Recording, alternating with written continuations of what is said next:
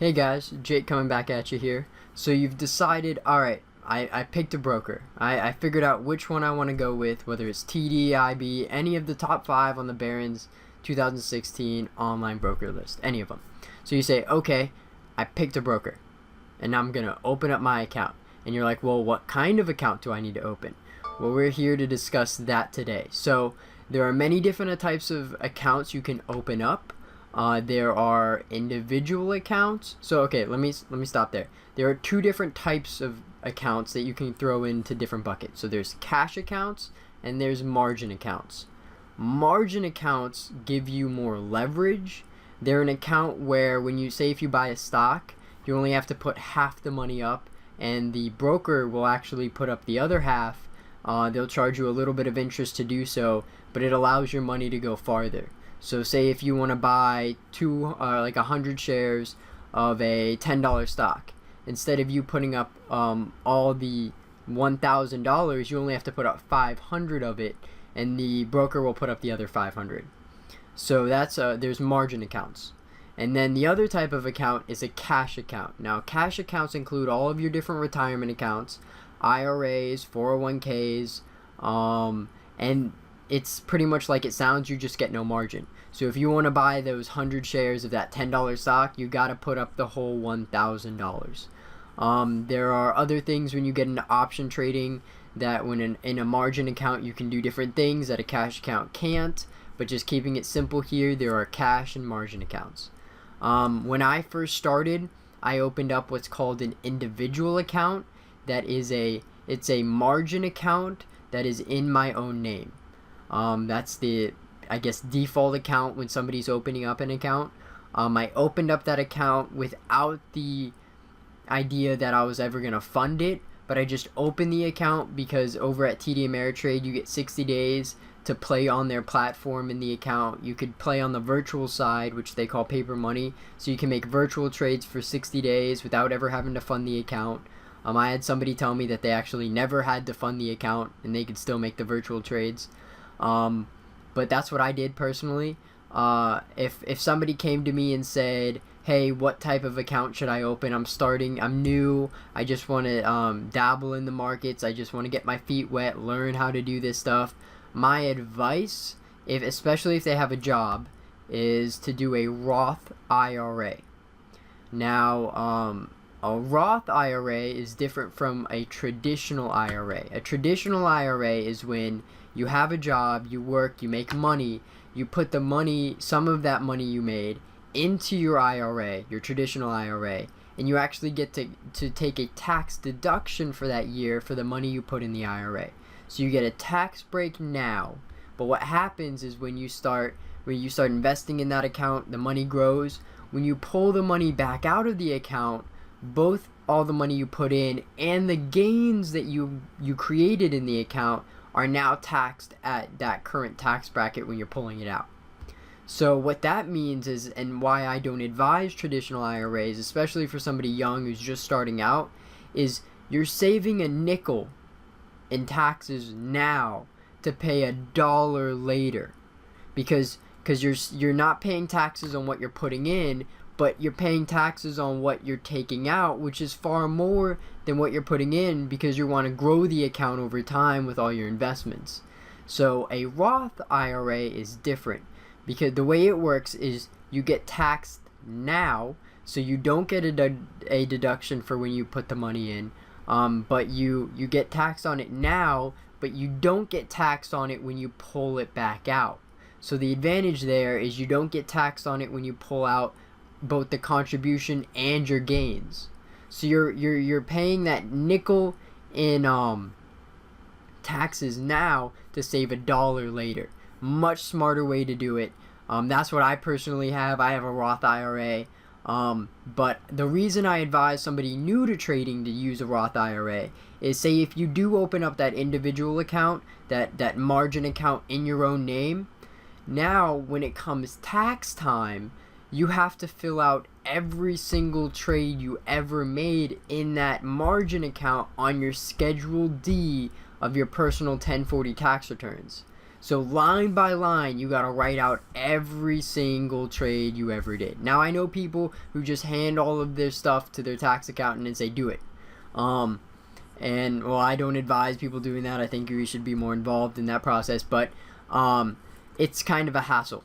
So what's great about a retirement account, whether it's a like a solo 401k, a Roth IRA, is you don't have to pay taxes on it now, so you don't have to deal with all those. You don't have to report your gains. You don't have to do anything. All you get to do is invest, and you don't have to fill out any more paperwork. So that's why I advise that. I'm actually helping my sister right now, who's 16, open up a Roth IRA for her so she can learn how to invest, and she doesn't have to deal with all the tax paperwork that goes along with it.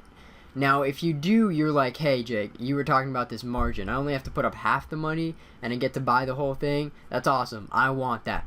So my advice to those people, and to be honest, I have a trading business, and my trading business has a margin account because I can do more things. You can get more creative with your strategies. You can do things you can't do in a cash account. Is that eventually when you go to open up that margin account, now you can open up a personal individual account just to start playing on the virtual side and not fund it. That's what I did. I actually just, after I opened up my current margin account, I just closed the one that I originally opened. But if you are going to go that route, I would actually challenge you to create a business around that account. Because number one, you can separate your investments, so you can put all your trading on one tax form and off of your personal taxes. Number one, it just compartmentalizes things. It makes it easier come tax time, but you also get business deductions, a whole bunch of other cool things. I run my business as an S corp, so I created an S corp. And my corporation has a margin account. So it's a corporate margin account. And that's what I trade through personally as my trading business, separate from my retirement accounts and my longer term trading. So that's what I do as a trading business. Now I know that's not necessarily for everybody, but that's for those of you who want to be more active in the markets and you want to be doing some more like swing trading things, some more short term type trading, not just the buy and hold mentality of long-term investing. I would actually challenge you to create a business around it. Again, if somebody had to ask me just for generic advice, everybody's situation is different, granted, but just generic advice of what kind of company, I'd probably say an LLC choosing to be taxed as an S corp, because an LLC is not a taxable entity, it's just a legal entity, and then you have to choose how you want your LLC to be taxed as, because it was created after the IRS made the tax code and they didn't want to revise it. So I would probably say an LLC choosing to be taxed as an S corp. I have just a straight S corp.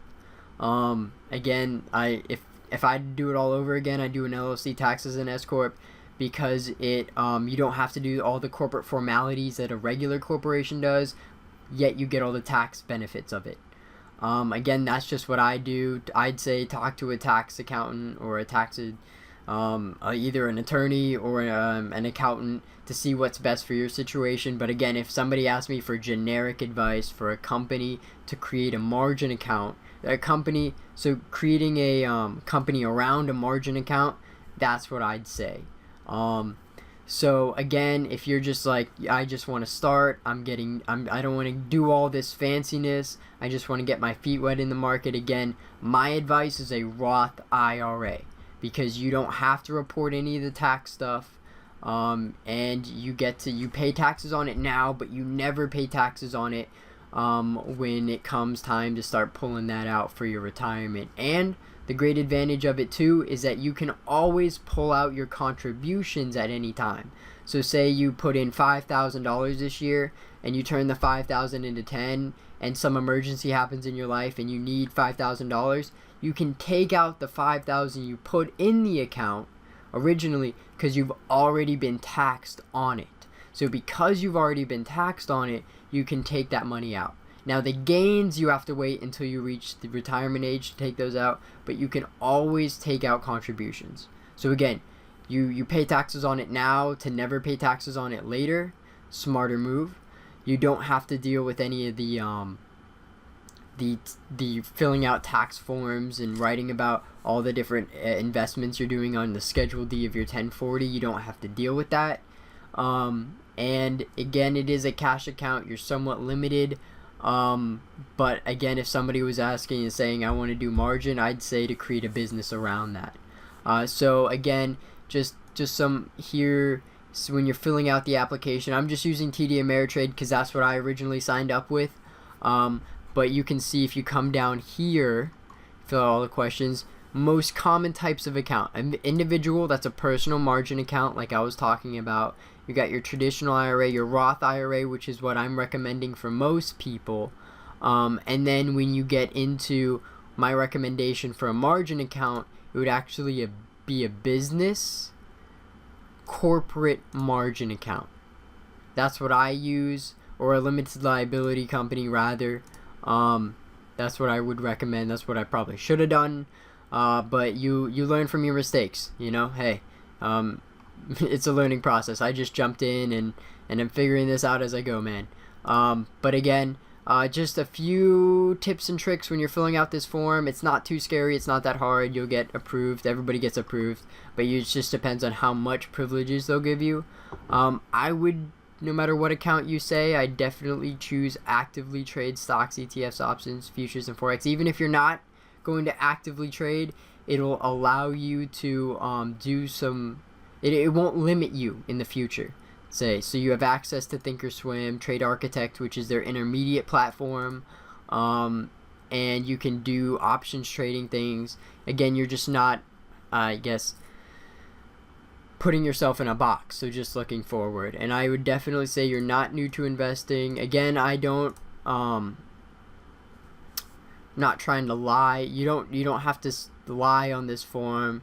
But I have found, just as a piece of advice, granted, I guess it's not advice. From my own personal experience, I have found that answering the question that you have 5+ years of experience in trading and investing gives you access to more privileges in your investing account.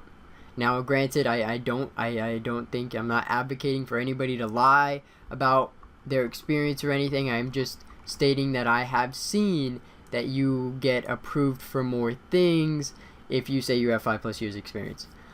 So that's my advice for people, what type of account you should open. Granted, and again, if you just want to diddle around and you don't know what you want to do yet, I just say for those people, open an individual account. You can use it to just paper trade in, and that's a great starting place. Just open that individual account. You probably won't use it. Just telling you, just further down the road, but just to start you virtual trading, getting used to the platform, figuring out how all this stuff works, it's a great way to start. So those are my thoughts on what account after you figure out your broker, and I'll talk to you guys soon. Thanks.